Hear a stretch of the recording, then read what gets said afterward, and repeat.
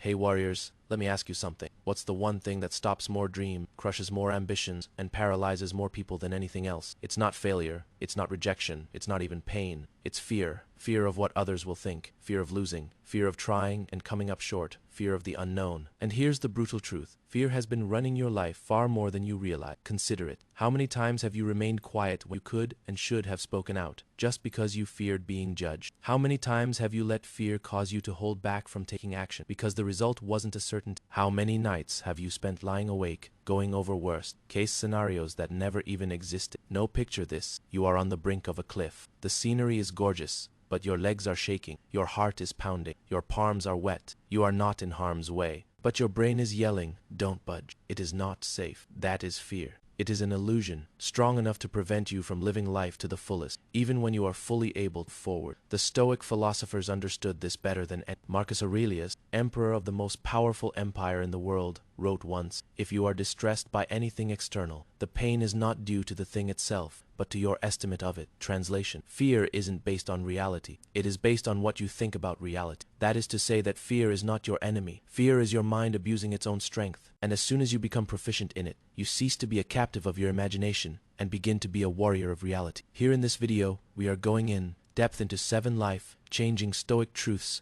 that will free you from fear. These are not inspirational platitudes. These are habits proven for millennia by slaves turned philosophers, emperors who bore the burden of the world, and ordinary men and women who endured far worse adversity than we do today. If you stick with me until the end, you'll leave with a new relationship with fear, one in which it no longer dictates your action, but drives you. And before we start, write this in the comments immediately to get us in the right mood. My fear does not control me. Here is truth number 1. Fear is only in your mind, not out there in the world. Epictetus, who was a slave at birth and suffered most of us can barely conceive of, put it most succinctly: men are disturbed not by things, but by the view which they take of them. Consider that for a moment. It is not the event itself that is frightening you. It is the narrative you create about the event. The dark room is not frightening. It is the idea of what could be lurking within. Public speaking is not daunting. It is the idea of people laughing. Beginning a new business is not intimidating. It is the idea of failing and judge. Fear is not reality. Fear is a distorted lens you're wearing, one that makes every shadow look like a monster. Then imagine this. You wake up late at night, you hear a sound from the kitchen. Your heart races. Your mind spins. Is it an intruder?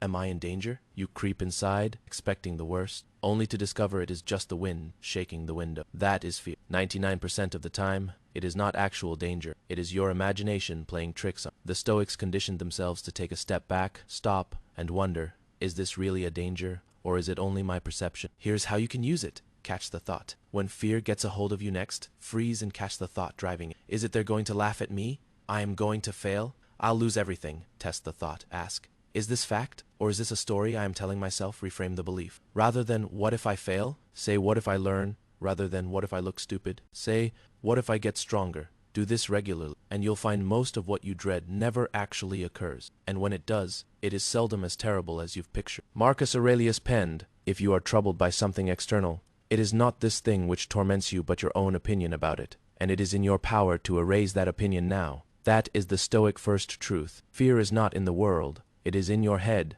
and as soon as you gain control of your perception, you gain control over fear itself. Here is the second truth. Most of your fear results from attempting to control things that are outside your control. Consider. You fear rejection because you want to control other people's perceptions. You fear failure because you want to dictate all results. You fear death because you want to dictate time itself. But here is what Epictetus was teaching. Some things are up to us and some things are not. This is the foundation of Stoicism. And if you can really understand it, fear loses much of its strength. Suppose you are going to present. Your brain whirls. What if I screw up? What if people don't like it? What if I freeze? Pause. Ask yourself, what here is in my control? Preparing my slides, practicing my delivery, being present with effort, and what is not in my control, whether they applaud, whether someone scowls, whether everyone gets it perfectly. When you hold on to things outside your control, fear compounds. When you let them go, fear evaporates. Imagine that it is sailing a ship. You have your sails, your helm, your preparedness, but you don't have the wind or the ocean in your control. If you battle the sea, you will perish with frustration. If you learn to handle your sails, you can navigate through any tempest. Marcus Aurelius wrote, you have power over your mind, not outside events. Realize this, and you will find strength. That is not philosophy. It is survival. Fear will always whisper, what if the world doesn't go my way? Stoicism answers, then I'll master myself, and I'll still be unshaken. Here's how to practice it today. List your fears. Write them out. Be brutally honest. Draw a line. Split them into 2 columns. In my control versus not in my control. Release the second column. Burn it. Shred it. Let it go. Commit your energy only to the first. That is Stoic strength, moving from impossible mastery of the world to unshakable mastery of yourself. Here is the third truth. Fear exists in the future, never in the present. Think about it. Worry is always a what if. What if I lose my job? What if they leave me? What if I fail tomorrow? But at this very moment you breathe. You are alive. You can endure this one instant. It is only when your mind anticipates ahead into projected futures that fear constricts you. Marcus Aurelius, Rome's emperor, summarized it clearly. Confine yourself to the present. Why? Because the present is the only point of. Let me paint you a picture. Picture yourself grasping a big, heavy, every link a what if